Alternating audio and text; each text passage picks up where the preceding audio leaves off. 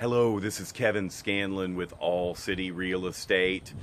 I want to address today an issue that I created a video for several weeks ago, and I want to give you a quick update regarding the topic of inserting language into a contract, into special provisions, or creating an attachment or addendum that can be a rider to the contract for a situation where a buyer wants to purchase a property and is willing to pay the difference up to a certain amount between the agreed upon sale price and a low appraisal amount.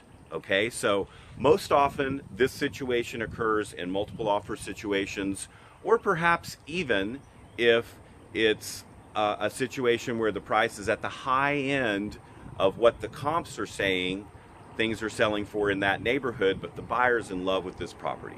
They want the property and they're willing to pay over list price or pay list price, but there's a concern that the appraisal may come in low. So in a multiple offer situation, such a circumstance might be there's 10 offers on the table. I'm representing my buyer. We're going to come in 20 grand over list price. Okay. Well, the seller might balk at a number that high, even though it's the highest offer they've received, because they don't want to get into a situation where the buyer has an easy out if the property doesn't appraise. So what we're talking about here is crafting and inserting language into the contract where the buyer is basically stating, I will pay an amount up to X number of dollars difference between the agreed upon sale price and the appraisal amount. I'll pay that difference in cash at closing so that you, Mr. and Mrs. Seller, are protected from the low appraisal. Well, as we discussed in the video that I sent out several weeks ago, TREC has mandated that neither the buyer nor the buyer's agent may craft and insert that language into the contract. However, TREC tells us that an attorney who represents either the buyer or an attorney who represents the brokerage may create such a document, and the agent may use that document for exactly that type of protection for the seller, so that their buyer can get this dream house, this house that they're willing to pay for, even if it means bringing extra money to closing. So the gist of that document is as follows.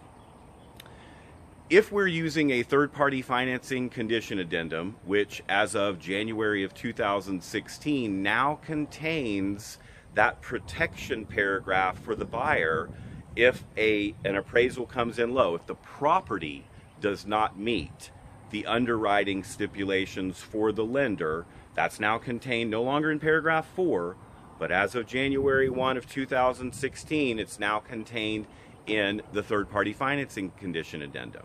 So you need to use one of those documents. And number 2, you need to use this addendum, this attachment, which should be crafted, in my opinion, by the attorney representing the broker for use by all of that broker's agents. So in the case of All City, we have crafted exactly such a document. Our attorney has approved it, and we are currently allowing our agents to use this document. And the beauty of it is, it's in the best interest of both the buyer and the seller. Here's what I mean by that. The document says that the buyer shall pay an amount at closing in cash of X number of dollars, and there's a blank there, so you fill in the blank. Let's say that amount is $20,000. That's called the cap. The buyer is willing to pay up to a $20,000 cap that represents that difference between sale price and appraisal amount. And if the difference is greater than that, according to the document that we created, the buyer then has 2 options. They can go ahead and still move forward with the deal and pay the amount above the cap, or they may opt out using the paragraph in the third-party financing addendum that allows the buyer to escape the contract and receive their earnest money back if the property does not appraise. So it's really the best of both worlds. The seller can look at this offer and look at this addendum and say, wow, it's 20 grand over list, that's the best offer we've got, plus they're willing to pay up to that extra 20 grand if the appraisal comes in low. If the appraisal comes in so low that it's more than that 20 grand, yes, they can escape the contract then, but they also have the ability to go ahead and move forward with the deal. So you can check out the TREC explanation of what you can and cannot do by clicking on the link below this video. You can also email me if you'd like to look at a copy of our all-city appraisal addendum that we have promulgated for our all-city agents. Now, obviously, if you're not with all-city, you're not going to be able to use it, but you may go to your broker and say, hey, we could really use this because I have lots of buyers who are in multiple offer situations and they may lose out on their dream house because we haven't protected that seller from those low appraisals on homes that my buyer absolutely must have, these dream homes for the buyer. So shoot me an email if you'd like a copy of that.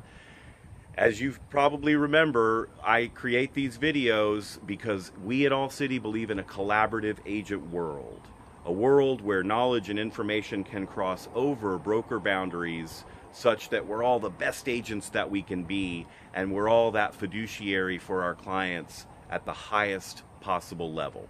As always, if you have any questions, you can call me on my mobile, 512-775-3846. As I said, you can also click on the link below to view that TREC update regarding what you may and may not do in terms of crafting and inserting that language. I wish you the best of luck in 2017, and I hope to hear from you soon. Thanks so much. Bye-bye.